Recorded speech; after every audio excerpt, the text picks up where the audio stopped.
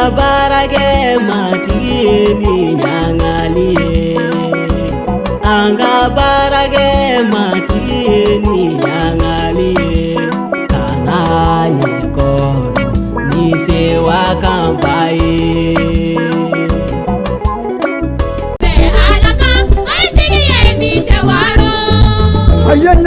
ayenyangali aye sewa matigi Yesu lade Yesu Krista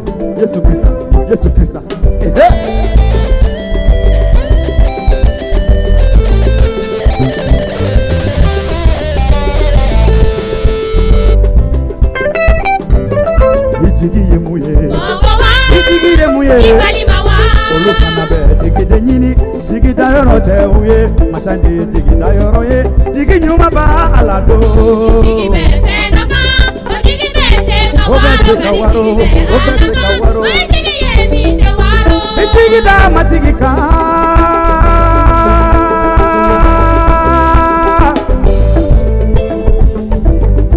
diga sabali matigikoro kama kono ni bunyolie katlene ya siratama Katlene ya siratama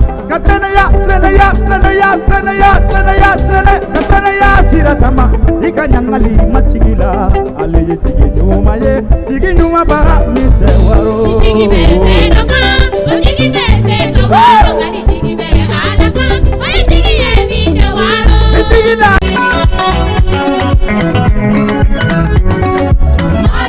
matigi dorosundara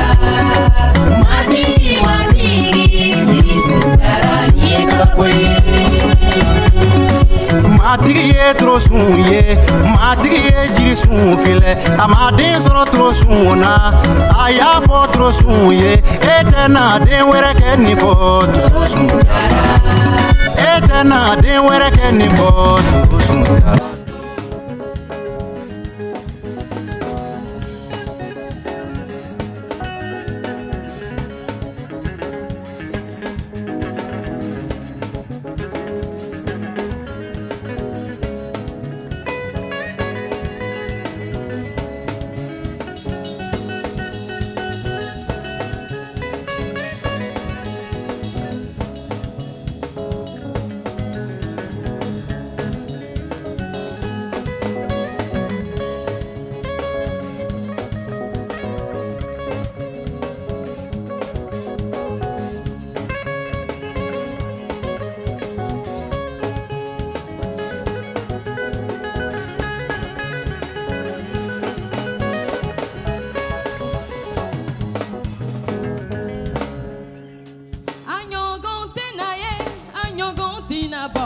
Kisi ba Yesu yo anyogon tenaye anyogon tenabo kisi ba Yesu yo anyogon tenabo kisi ba Yesu yo anyogon tenaye. Délivré par Christ ñogon fe ang alaka barake.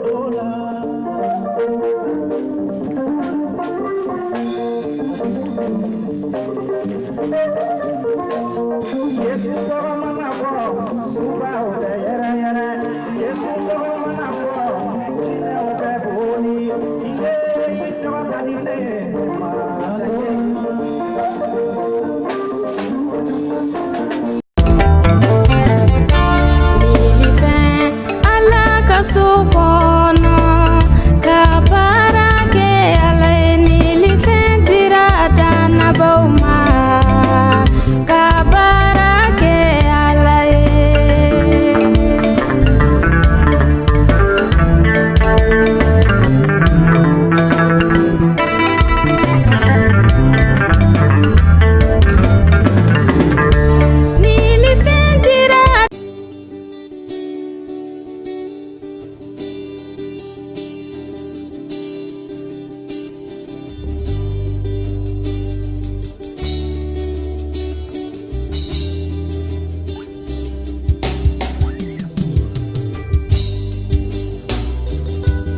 Tu es notre justice. Iniche Yesu e yanga klinea.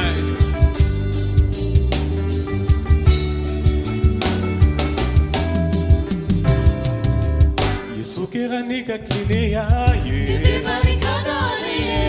Alesona ka nibla onye. Alesona ka nibla onye. Yesu kerani ka klinea ye. Alesona ka nibla onye. Alesona ka nibla onye. Délivré par Christ, ñogon fe ang alaka barake.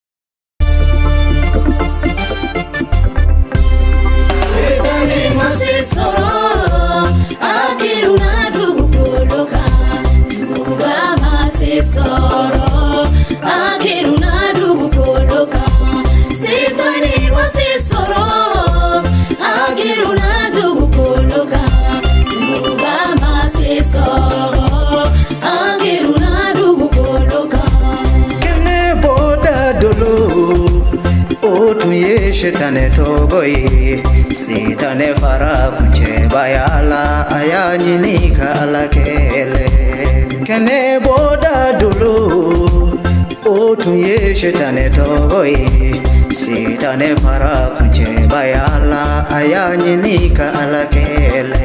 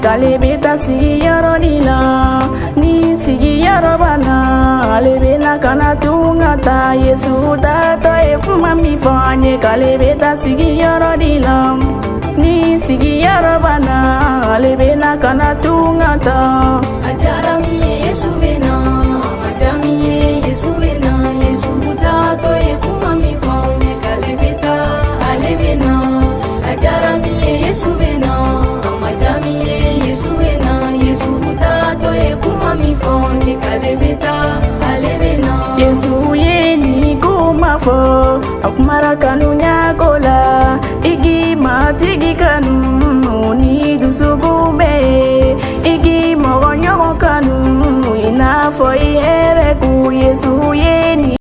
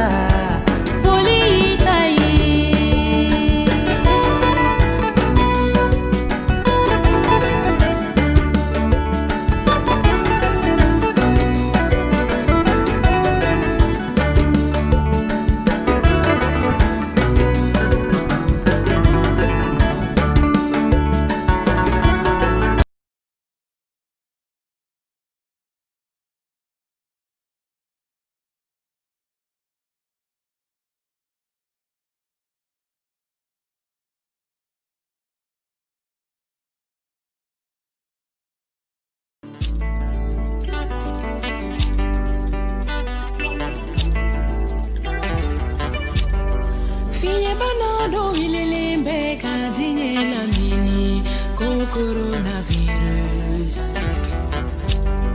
Finye banado wili lembe kadinye la mini coronavirus. Kono na filiko.